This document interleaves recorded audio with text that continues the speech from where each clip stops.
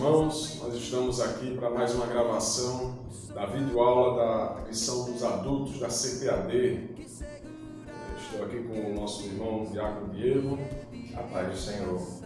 E juntos nós vamos comentar a lição de número 2, a lição do primeiro trimestre de 2022, a segunda lição desse primeiro trimestre, que tem por título A Inspiração Divina da Bíblia. Durante esse trimestre nós estaremos falando sobre a supremacia das Escrituras, a inspirada, inerrante e infalível Palavra de Deus.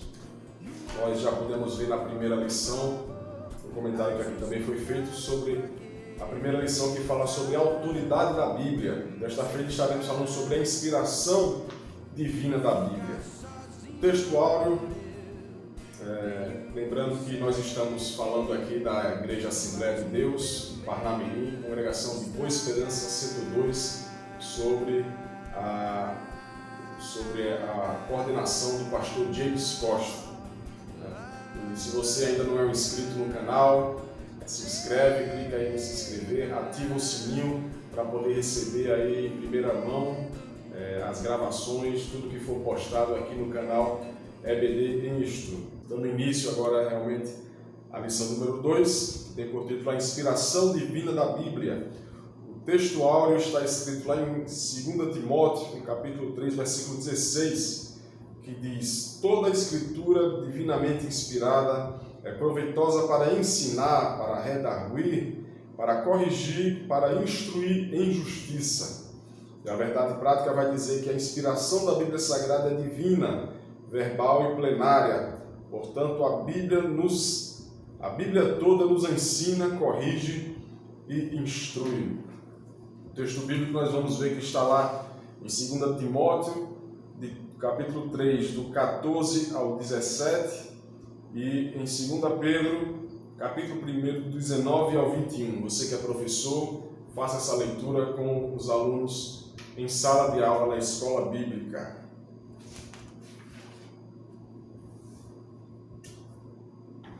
Nesta lição, nós vamos ver que, no primeiro tópico, nós vamos refletir que a própria Bíblia reivindica a sua inspiração divina. No segundo, nós vamos evidenciar que as limitações humanas não anulam a inspiração divina da Bíblia. E por último, nós vamos explicitar que o Espírito Santo atua na regeneração e iluminação do pecador e por isso nos ajuda a compreender as Escrituras Sagradas. Nós estaremos falando isso sobre todos esses tópicos na lição de hoje. E na introdução, o autor vai nos dizer que a inspiração divina das Escrituras foi operada sobrenaturalmente pelo Espírito Santo, que nos deu a Bíblia, a única revelação escrita de Deus para a humanidade. Nesta lição veremos que a inspiração da Bíblia é divina, verbal e plenária. Nesse sentido, a Bíblia Sagrada é para o crente salvo a inspirada, inerrante e infalível Palavra de Deus. Então nós que somos evangélicos, somos crentes em Cristo Jesus, nós cremos nas Sagradas Escrituras, na Bíblia Sagrada que foi deixada para todos nós, como um manual em que nós devemos seguir. Nós cremos que a Bíblia ela foi inspirada por Deus, inspirada através do Espírito Santo de Deus, como diz o próprio versículo falado pelo apóstolo Paulo, em 2 Timóteo 3,16, que toda a Escritura divinamente inspirada é proveitosa para ensinar, para redarguir, para corrigir, para instruir em justiça. Se você parar para prestar um pouco de atenção nesse versículo, você vai ver que o apóstolo escreveu a palavra Escritura em maiúsculo, toda a Escritura. Então não é qualquer Escritura, é a Escritura da Palavra de Deus, a Bíblia Sagrada, que foi inspirada por Deus. E nós que estudamos essa Palavra de Deus, que nós lemos, costumamos ler, nós podemos ver, podemos sentir, através das palavras que aqui estão escritas, que tem algo diferente, que muda o nosso ser, que transforma a vida do homem. Tudo isso aqui a gente vai estar falando durante toda essa lição. A palavra ela ensina, redargue, corrige, instrui em justiça. Então aquele que zela por essa palavra, que aprende dessa palavra, ele tem a sua vida transformada pelo agir do Espírito Santo. Então não é pregação, não é alguém que vai pregar a palavra para você e simplesmente através dessa pessoa, por essa pessoa que você vai aceitar, vai ser transformado, não é através da palavra que essa pessoa vai falar, né? Pelo agir do Espírito Santo de Deus na vida de cada um de nós. Então é o Espírito Santo que nos convence do pecado e da justiça. Amém, glória a Deus. E nesse primeiro tópico, nós vamos ver isso, a doutrina da inspiração bíblica. Isso significa que para nós é uma doutrina, esses aspectos que vamos explorar nesse tópico. O primeiro é a inspiração bíblica divina. A doutrina é dogmática, ela não se discute. E a verdade dela é a própria autoridade que defende a doutrina. E a palavra de Deus, queridos, expressa na Bíblia, se revela como sendo a autoridade inquestionável e inerrante à medida que nós vemos a beleza das Escrituras, a harmonia das Escrituras. E as Escrituras usam pelo menos 3.800 vezes a expressão assim diz o Senhor. Tanto o Antigo Testamento como o Novo Testamento são a palavra de Deus inspirada. Veja bem, é importante dizermos que essa inspiração é plena. A Bíblia não contém somente a palavra de Deus, ela é a palavra de Deus. Uma vez que alguns liberais têm defendido a ideia errônea de que ela contém a palavra de Deus, nós precisamos olhar para ela, ver Jesus testificando a sua autoridade, ver Paulo defendendo a sua autoridade apostólica como especial para aqueles dias, inclusive a revelação do que ele passava aos irmãos. Aquilo que eu recebi, assim também vos ensinei. Isso fala da autoridade bíblica, da autoridade espiritual ao qual ele sabia que tinha. E, queridos, isso é indiscutível. Nós vamos ver que o autor da lição passa por algumas expressões que falam dessa inspiração divina. As 3.800 vezes que repete assim diz o Senhor, ou escreveu todas as palavras do Senhor usadas na lei por Moisés. Jeremias foi advertido, ouvindo, não esqueças nenhuma palavra, que o Espírito Santo ensina, agora já Paulo em 1 Coríntios, coisas que brevemente devem acontecer, fala do aspecto profético da Bíblia, lá em Apocalipse, capítulo 1, versículo 1. E aqui o próprio Jesus atestando a autoridade inquestionável do Antigo Testamento, ao dizer em Mateus 5,18, nenhum jota ou tio se omitirá da lei. O tradutor teve que se esforçar muito aqui, Eduardo? Porque não existe jota nem tio no hebraico. Mas aí o comentarista da lição nos explica que Jesus aqui se referia a sinais diacríticos, não eram nem letras, queridos, porque o hebraico só tem consoantes, não eram nem letras, eram sinais na escrita, e Jesus disse que nem mesmo esses tinham menos autoridade. Que coisa maravilhosa! Toda a lei é proveitosa e divinamente inspirada. A inspiração bíblica é verbal. O segundo subtópico, que fala sobre a inspiração bíblica. Ratificamos que a Bíblia é divinamente inspirada, como aqui a gente já leu no nosso textuário. Essa tradução vem do termo grego theopneustos, que significa literalmente soprada por Deus. Desse modo, a inspiração é chamada de verbal porque Deus soprou nos escritores sagrados aquilo que deveria ser escrito.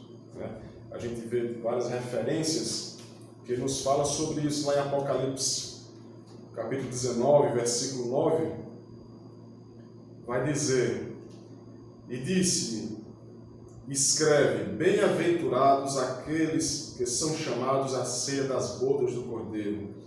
E disse-me: estas são as verdadeiras palavras de Deus. Então, em vários lugares da Bíblia Sagrada nós vamos ver o próprio Senhor mandando escrever, né? Então nós vemos que não só contém a palavra de Deus, mas é como é a própria palavra de Deus, a Bíblia Sagrada. E cada qual com sua própria personalidade e talento escreveram inspirados pelo Espírito Santo. Essa palavra divina foi tão intensa que todas as palavras registradas na Bíblia eram exatamente as que Deus queria ver empregadas nas Escrituras. Lá, na segunda epístola de Pedro, no capítulo 1, vou deixar marcado aqui, primeira epístola de segundo, no capítulo 1, versículo 21, o apóstolo Pedro vai dizer: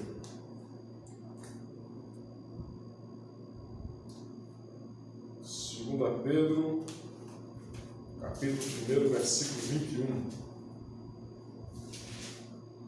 Porque a profecia nunca foi produzida por vontade de homem algum, mas os homens santos de Deus falaram inspirados pelo Espírito Santo. Né? Então o Espírito Santo, ele inspira, ele fala o que o homem deve falar. Né? O próprio Jesus Cristo lá em Lucas, no capítulo 12, vai falar que nós não devemos temer os homens, né? Que matam o corpo e não sabem o que fazer depois com aquele corpo, né? Mas que tivesse temer a Ele, que tinha poder não somente de matar, mas de lançar a alma do homem no inferno.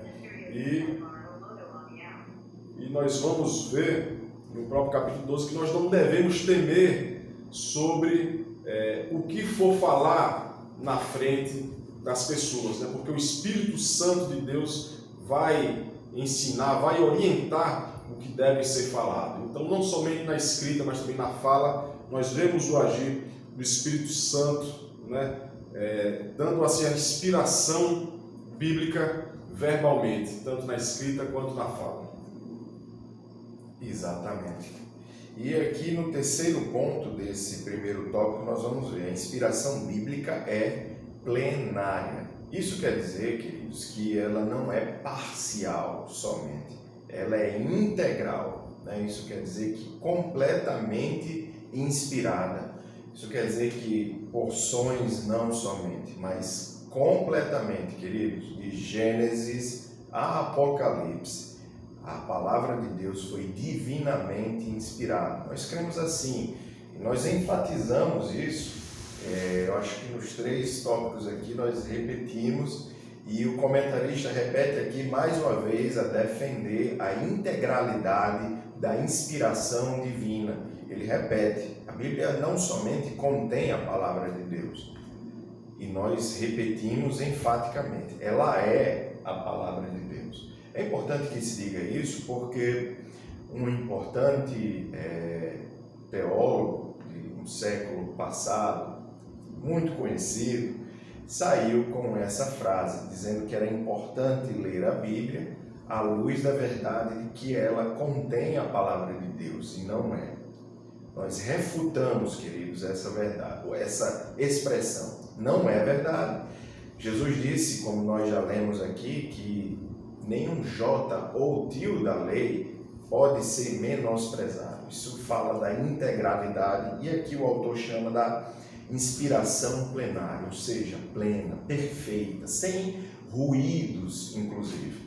Toda palavra, toda a Escritura é divinamente inspirada por Deus. E essa palavra vem de sopro, não é, Eduardo? Da ação dinâmica do Espírito Santo, para que os autores da Bíblia transmitissem para as suas páginas exatamente o que ele queria nos ensinar. É verdade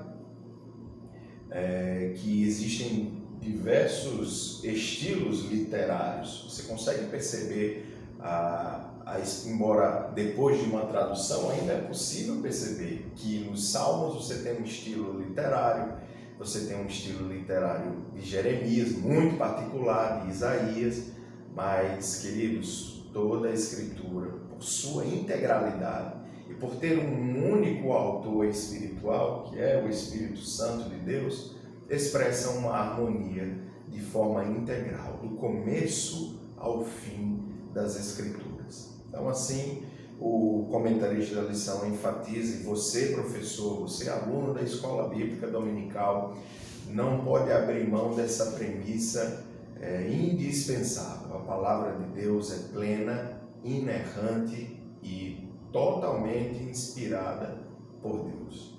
Verdade. Então, dando continuidade, nós vamos para o nosso segundo tópico, que vai falar que é a inspiração divina, sobre a inspiração divina e os autores da Bíblia. Primeiro subtópico, a inspiração dos autores. O Espírito Santo garantiu a liberdade dos escritores bíblicos conforme a capacitação de cada um. Portanto, a Bíblia possui particularidades quanto ao gênero literário, gramática, vocabulários e outros, assim como o nosso irmão Diego falou, né? Existem diversos escritores, né? E o Espírito Santo garantiu a liberdade desses escritores. Nós vamos ver diferentes escritores na Bíblia, mas como o irmão Diego falou, a gente consegue sentir, consegue perceber ao ler cada livro que nela está escrito, uma harmonia, uma sincronia que somente o Espírito Santo de Deus poderia fazer, né, com que isso acontecesse, porque nós podemos ver em todos os livros da Bíblia tudo sempre apontando para o sacrifício de Jesus Cristo. Tudo aponta para o Filho de Deus, Jesus Cristo.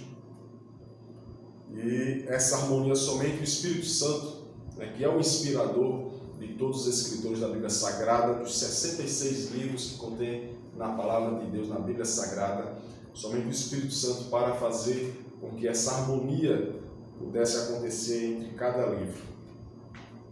E, apesar disso, os autores não se tornaram intérpretes do divino. Isso porque Deus não inspirou aos escritores apenas os pensamentos ou as ideias. O Espírito Santo também inspirou cada uma das palavras que expressam com exatidão a mensagem divina. Nós vamos ver em 1 Coríntios, capítulo 2, versículo 10 e 11, o apóstolo Paulo falando: porque qual dos homens sabe as coisas do homem, senão o Espírito do homem que nele está? Assim também ninguém sabe as coisas de Deus, senão o Espírito de Deus. O versículo 10 vai dizer: mas Deus nos revelou pelo seu Espírito, porque o Espírito penetra todas as coisas, ainda as profundezas de Deus. Então, somente o Espírito Santo de Deus para inspirar tantos escritores, né, tantos livros que contêm na Palavra de Deus, na Bíblia Sagrada, que o leitor, né, é o único livro onde o leitor ele pode ter o auxílio do autor, né, que é o próprio Espírito Santo. Então, online, em tempo real. Então, sempre que você for ler a Palavra de Deus, se você for ler a Bíblia Sagrada, ore, né, peça a Deus orientação, porque o Espírito Santo dele está disponível para te ensinar, para te orientar a entender a Sagrada Escritura de Deus. Nós só conseguimos realmente absorver totalmente a Palavra de Deus se nós tivermos o discernimento do Espírito Santo de Deus, o próprio autor da Palavra de Deus nos ajudando, nos orientando e nos auxiliando a entender as Sagradas Escrituras. Assim, dessa maneira, a nossa leitura, o nosso entendimento da Palavra de Deus se torna muito mais fácil e muito mais agradável com a presença do autor, do Espírito Santo. É verdade. E ainda dentro desse parêntese, é possível entender verdades bíblicas sem entender verdades espirituais. E essa é a grande diferença. Quando Paulo diz que a letra mata, né, mas o amor edifica, aí, queridos, fica claro que a leitura da Palavra de Deus, desacompanhada da ação do Espírito Santo, pode trazer prejuízo, ao passo de que a leitura da Palavra de Deus, acompanhada, direcionada pela revelação do Espírito Santo, pelo contrário, edifica. E no segundo ponto nós vamos ver aqui o autor falar sobre as limitações dos autores. E então, já que a Bíblia foi escrita por homens, homens são imperfeitos. Invariavelmente, homens são imperfeitos. E isso é verdade, porque eu já ouvi alguém tecer esse comentário de que não acredita na palavra de Deus, que foi escrita por comedores de arroz e feijão. Se você é do Nordeste, você vai lembrar dessa expressão. Mas, queridos, é verdade, foram homens, e assim como nós, como Tiago diz, homens sujeitos às mesmas paixões que nós. Mas nós precisamos entender que eles foram dotados da ação especial do Espírito Santo para a revelação da palavra de Deus. Era Deus pessoalmente cuidando para que a Bíblia chegasse até nós sem ruído. É interessante a gente lembrar que foram encontrados, acho que na década de 60 ou 50, se eu não estou enganado, no início da década de 50, os manuscritos do Mar Morto. E muito antigos, queridos, mas se percebeu que havia harmonia perfeita, não havia erros de transcrição, por exemplo, né, nas partes desses manuscritos e na Bíblia que carregamos hoje, né, em seu original. Então, a palavra de Deus, embora tenha sido escrita por homens imperfeitos, e isso é inegável, não é? Um dos autores mais conclamados da Bíblia é Davi, e nós sabemos de como ele tropeçou, não é? E mesmo assim, isso não diminui a autoridade das Escrituras, mais uma vez, porque Deus cuidou para que ela chegasse até nós, a revelação da sua vontade e do seu caráter, através da palavra de Deus. Então aqui ele vai citar Moisés, né, escritor do Pentateuco, pecou, ele não entrou na terra prometida, mas isso diminui a autoridade do que foi escrito? Não, Jesus testifica essa autoridade, os profetas testificam essa autoridade. Então, de forma que nós vemos que a imperfeição que os escritores tinham, queridos, não chegou até a ponta dos seus lápis, até a ponta da pena, porque ali estava a ação do Espírito Santo de Deus usando cada um deles. Aproveitando aí o que o Diego falou, né? Mais uma prova do que nos mostra que a Bíblia é verdadeira é que ela não mostra somente os acertos dos personagens, né? Mas também os erros, e nos faz aprender, nos faz entender o propósito de Deus na vida de cada um deles e na nossa vida também, né? Nós somos homens, somos falhos, e enquanto nós estivermos nesse corpo que é corruptível, que é carne, sangue, osso, né? Nós estaremos sujeitos a pecar, a cair também, mas nós acreditamos na graça e na misericórdia do nosso Deus, do nosso Senhor e Salvador Jesus Cristo, né? E através dessa graça, esse reconhecimento da nossa necessidade da graça de Deus sobre as nossas vidas, do reconhecimento de que nós somos pecadores e que sem Jesus Cristo em nossas vidas nós não teríamos salvação, né? E somente através dessa graça, desse entendimento que nós sabemos que nós somos salvos em Cristo Jesus. Sabemos que somos pecadores, mas Jesus Cristo morreu por cada um de nós, né? E a Bíblia Sagrada ela mostra os erros dos personagens, como foi bem citado aqui pelo irmão Diego, Moisés, né, por exemplo, que não entrou na Terra Prometida por uma falha que ele cometeu no final da jornada, durante a jornada, o êxodo, né, entre o Egito e a Terra Prometida, como Davi também, que caiu, né? Mas a palavra de Deus mostra, por exemplo, lá na frente, Moisés, quando aparece do lado de Jesus Cristo, no Monte da Transfiguração, representando ali a lei, e Elias do outro lado, representando os profetas, né, ao lado de Cristo Jesus. E ele errou lá no passado, mas não foi um impedimento para que ele tivesse a sua salvação. Ele foi impedido de entrar na Terra Prometida terrestre, né? Mas ele entrou na Terra Prometida celestial, né? e assim é com todo aquele que aceita Jesus Cristo como seu único e suficiente Salvador. Os diferentes gêneros literários e figuras de linguagem. Cada autor fez uso de gêneros literários distintos, tais como narrativa, a gente pode ver lá no primeiro e segundo livro de Samuel, a narrativa do próprio profeta, poesia, o livro dos Salmos, Salmos que significa cânticos, ou poesias também, Provérbios, que é o livro dos Provérbios, entre outros. Os autores sagrados também fizeram uso de figuras de linguagem, tais como o emprego de parábolas e enigmas. Nós vamos ver Jesus Cristo falar por meio de muitas parábolas também, de alegorias, a alegoria, que é um modo de expressão que procura representar pensamentos e ideias sob uma forma figurada. A gente vai ver isso também nos escritos sagrados, por exemplo, lá em Gálatas 4, 22 ao 24, e Hebreus 9, versículo 9, hipérboles, metáforas, símiles, e de vocabulário simples ou rebuscado, a depender do grau de instrução do autor. O emprego dos recursos literários evidencia a cultura do escritor, mas em hipótese alguma invalida a inspiração da palavra de Deus. Lá em Provérbios 2, no versículo 6, vai nos dizer: porque o Senhor dá a sabedoria, e da sua boca vem o conhecimento e o entendimento.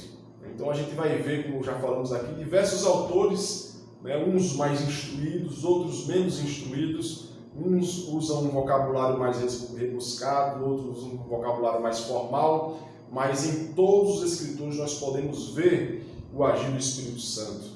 A harmonia, como já foi bem falado aqui pelo irmão Diego, entre as escrituras, os diferentes livros, mas há uma harmonia dada por Deus, dada pelo Espírito Santo de Deus, mesmo com essa diferença entre autores, diferenças intelectuais, instruções, mas nós podemos ver claramente que é uma inspiração dada por Deus. Exatamente. Isso me faz lembrar que na faculdade é comum, em livros acadêmicos, haver mais de um autor, 3, 4, às vezes mais. E eu lembro que a gente pegou em sala de aula uma ocasião em que um autor contradisse o que o outro havia dito. Então, num livro sobre um único tema, houve uma contradição tão gritante, E aquilo foi tema de discussão na sala, e a sala ficou dividida entre o que um disse e o que o outro falou. No mesmo livro, queridos, isso também atesta a beleza desse livro, porque não foi somente uma quantidade enorme de autores, alguns falam em até 39 autores, mas numa distância de tempo e espaço entre eles, e mesmo assim a Bíblia não se contradiz, o que mais uma vez atesta a unicidade da sua autoria e o caráter divino dessa autoria. Quarto ponto desse segundo tópico é a linguagem do senso comum. Aqui o comentarista da lição fala desse aspecto de falar de coisas elevadíssimas usando uma linguagem que eu e você podemos entender. Ele fala aqui, por exemplo, de quando Josué usa as expressões nascer do sol ou o sol parou, naquele episódio em que, como sinal, Deus fazia o sol parar, reteve o sol. E, queridos, isso é questionado, mas essa é uma linguagem usada para que o povo daqueles dias entendesse. Eu explico, é questionado porque nós sabemos que não é o Sol que gira em torno da Terra, mas o contrário, a Terra gira em torno do Sol. Mas precisamos entender que aqui, nesse ponto, nós vemos o autor usar uma linguagem que as pessoas podiam entender. Do ponto de vista do observador, isso também é física, Pelo que eu me lembro, existe o ponto de vista do observador e também esse ponto de vista pode ser do observado. Então, do ponto de vista do observador que está olhando para o céu, o sol de fato parou. né? E assim o autor da Bíblia, sem nenhuma contradição ou choque com a ciência, visto que os observadores veem o Sol se mover no céu, usa a expressão "o Sol parou". É importante enfatizar nesse ponto que o comentarista da lição está querendo dizer embora algumas coisas não possam ser provadas, por exemplo, Saul, há muito pouco vestígio sobre o reinado de Saul, né? Era um tempo muito remoto da história de Israel, Davi também, mas o que não pode ser provado, nós cremos pela fé. E a Bíblia nunca foi contraditada pela ciência. Isso eu vi num documentário recente. Muitas descobertas têm sido feitas que têm entrado, queridos, em harmonia com o que diz as Escrituras. Nunca houve contradição. O que está registrado e com as descobertas arqueológicas mais recentes. Algumas coisas podem até não ser mais provadas, porque, pelo que nós dissemos, aconteceram em um tempo muito remoto. Estamos falando de 3.000, 2.500, 2.000, 1.800 anos atrás. Mas esse documentário explica que o que tem sido descoberto arqueologicamente tem, não refutado, mas se harmonizado com as Escrituras. Bem, então partindo aqui para o nosso último tópico desta lição, que fala o Espírito Santo e a Bíblia. O primeiro subtópico vai falar a inspiração do Antigo Testamento. A Bíblia é categórica em reiterar sua inspiração divina. O registro de Juízes ensina que os livros de Moisés são os mandamentos do Senhor. Um livro reiterando a veracidade de outro livro. O livro dos Juízes, falando sobre os livros de Moisés, que são mandamentos do Senhor. Está escrito lá em Juízes 3 e 4. Esdras reconhece como inspirados os livros de Jeremias, Ageu e Zacarias, que são livros diferentes, mas que reconhecem a inspiração divina de outros livros. A respeito da inspiração da lei de Moisés e dos profetas, Zacarias ensinou que os seus escritos eram as palavras que o Senhor dos Exércitos enviara pelo seu Espírito, mediante os profetas precedentes. Está escrito lá em Zacarias 7, no versículo 12. Então, mais uma vez aí, o autor do livro, que escreveu o livro, relatando que o livro nada mais é do que uma inspiração de Deus, a palavra do próprio Deus inspirando a falar, a escrever estas Escrituras. O próprio Cristo mencionou a lei de Moisés, os profetas e os escritos como livros inspirados. Lá em Lucas 24, no versículo 44, Jesus vai dizer: e disse: estas são as palavras que vos disse estando ainda convosco. Convia que se cumprisse tudo o que de mim está escrito na lei de Moisés e nos profetas e nos salmos. Então aqui está o próprio Jesus Cristo falando que os livros do Antigo Testamento já testificavam a vinda do Messias, a vinda do Filho de Deus, Jesus Cristo, nosso único e suficiente Salvador. Então essas declarações atestam o Espírito Santo como a fonte originária de inspiração do Antigo Testamento. Como é que os autores lá atrás do Antigo Testamento poderiam falar de Jesus Cristo, que viria anos depois, Somente a inspiração pelo Espírito Santo de Deus para que eles pudessem escrever a respeito disso. E o próprio Jesus Cristo lá na frente falar que tudo aquilo que foi escrito se referia a Ele. Exatamente. É muito maravilhoso isso. E no segundo ponto, nós vimos a inspiração, agora veremos a inspiração do Antigo Testamento, veremos agora a inspiração do Novo Testamento. Assim como o Antigo Testamento, o Novo Testamento, para nós, queridos, também tem a mesma autoridade. Veja, não há uma autoridade diferente, como alguns insistem em dizer. entre o Antigo Testamento e o Novo Testamento.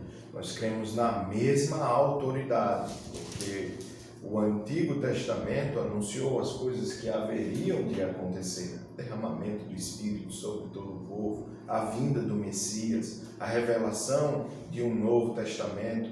Tudo isso está predito e Jesus reconheceu a autoridade do Antigo Testamento, né?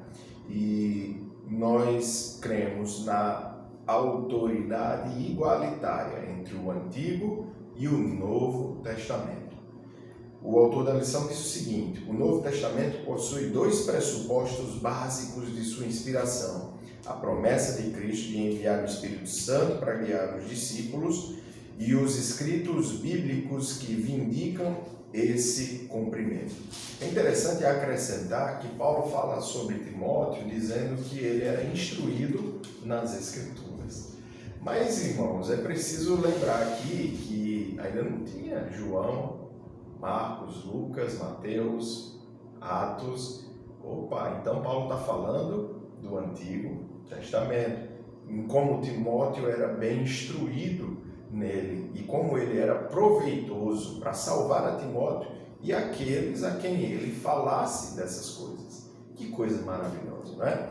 Então a autoridade do Antigo e do Novo Testamento são igualitárias. As autoridades são iguais, irmãos. A autoria é a mesma, é o Espírito Santo de Deus. E o autor conclui esse ponto dizendo: nessa direção, vários outros textos apontam para a ação do Espírito Santo nos escritos da Nova Aliança. Nós cremos, queridos, que os apóstolos receberam a autoridade espiritual específica e inspiração divina para escrever o Novo Testamento.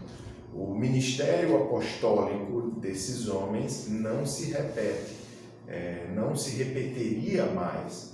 Ele é exclusivo para aqueles que, por exemplo, caminharam com Cristo, os apóstolos, essa autoridade apostólica daqueles que escreveram o Novo Testamento. Precisamos, só para fechar esse ponto, lembrar que é no Novo Testamento que acontece uma coisa inédita. Um gentio escreve. E aí nós estamos falando de Lucas, que escreveu o Evangelho, um dos sinóticos, e Atos, né? Só um pequeno parêntese aí a respeito do Novo Testamento. Amém? E o terceiro subtópico vai nos falar sobre a obra da regeneração e a iluminação. A Bíblia ensina que o Espírito Santo testifica de Cristo e convence o mundo do pecado, da justiça e do juízo. Como nós aqui já falamos sobre isso. Nós pregamos, nós que recebemos o chamado de Deus, o próprio Jesus Cristo nos falou, ide por todo mundo, pregai o Evangelho a toda criatura, lá em Marcos 16:15. E nós pregamos, e o Espírito Santo, através da palavra de Deus que é pregada, começa a agir na vida daquela pessoa que escuta Deus, e começa a convencer o homem do pecado, da justiça e do juízo. Lá no Evangelho de João, no capítulo 15, no versículo 26, está escrito, quando Jesus Cristo falou: mas quando vier o Consolador, que eu da parte do Pai vos hei de enviar, aquele Espírito da verdade que procede do Pai, testificará de mim. Então, Jesus Cristo falando do Espírito Santo que viria, a promessa do Espírito Santo que, como o irmão Diego aqui falou, foi uma promessa que foi dada no Antigo Testamento, mas se cumpriu no Novo Testamento. A palavra de Deus se cumprindo entre o Antigo e o Novo Testamento, que era a descida do Espírito Santo, o revestimento de poder na vida do homem através do Espírito Santo. E Jesus Cristo falou que o Consolador viria, e que esse Espírito da verdade, que procede do Pai, testificará de mim. Então, a gente pode entender que o Espírito Santo, ele convence realmente o homem, o ser humano, do pecado, da justiça e do juízo. Desse modo, o Espírito Santo atua no processo da salvação e produz a fé regeneradora. Né? Lá em Efésios 2:8 vai dizer que pela fé sois salvos, né? Porque pela graça sois salvos por meio da fé. Isso não vem de vós, é dom de Deus, né? Que vem pelo ouvir a palavra de Deus. A fé vem pelo ouvir a palavra de Deus. Lá em Romanos 10, versículo 17 está escrito que de sorte que a fé é pelo ouvir e o ouvir a palavra de Deus. Então a palavra de Deus é pregada, a pessoa que está ouvindo a palavra de Deus, né, começa a alimentar aquela palavra dentro do coração, o Espírito Santo começa a agir, a fé começa a aumentar dentro da vida daquela pessoa, aquela pessoa começa, não é, a ser transformada pelo agir do Espírito Santo na vida dela. Nesse aspecto, o Espírito Santo não apenas inspirou as palavras da salvação, mas também as aplica ao coração humano a fim de regenerar os pecadores. Lá em 1 Pedro, capítulo 1, versículo 23, está escrito: sendo de novo gerados, não de semente corruptível, mas da incorruptível, pela palavra de Deus viva e que permanece para sempre. Então o Espírito Santo de Deus, ele participa de todo o processo. Ele participou do processo na inspiração da palavra de Deus, né? E essa palavra de Deus é que faz gerar dentro de nós a fé, né? A fé que vem pelo ouvir e ouvir a palavra de Deus. E esse mesmo Espírito Santo é quem convence o homem do pecado, da justiça e do juízo, né? Você vê como é forte a participação do Espírito Santo, né, em todo o processo da salvação do ser humano. Então, por isso que nós sentimos realmente o agir do Espírito Santo em nossas vidas. E é por isso que nós podemos ver, testificar a transformação que o Espírito Santo pode fazer na vida do homem. Sem esse mover do Espírito, não é possível nem aceitar e nem entender a palavra de Deus. Então é preciso dar lugar ao Espírito Santo de Deus. Existem pessoas que elas não conseguem, não dão ouvidos, não deixam a palavra encontrar guarida no coração deles. Então, quando essa pessoa não quer dar ouvidos à palavra de Deus, o Espírito Santo não consegue agir na vida dessa pessoa. A gente pode ver exemplos disso lá em Mateus, no capítulo 13, versículo 15, né, quando Jesus Cristo fala das pessoas que não deixam o Espírito Santo agir na vida delas. Essa ação em conduzir o pecador a compreender as verdades bíblicas chama-se de iluminação. Você vai poder ver falar sobre isso lá em Efésios, capítulo 1, versículo 18. Porém, ressalta-se que o Espírito Santo ilumina o que ele já tem inspirado. Não se trata de nenhuma nova revelação.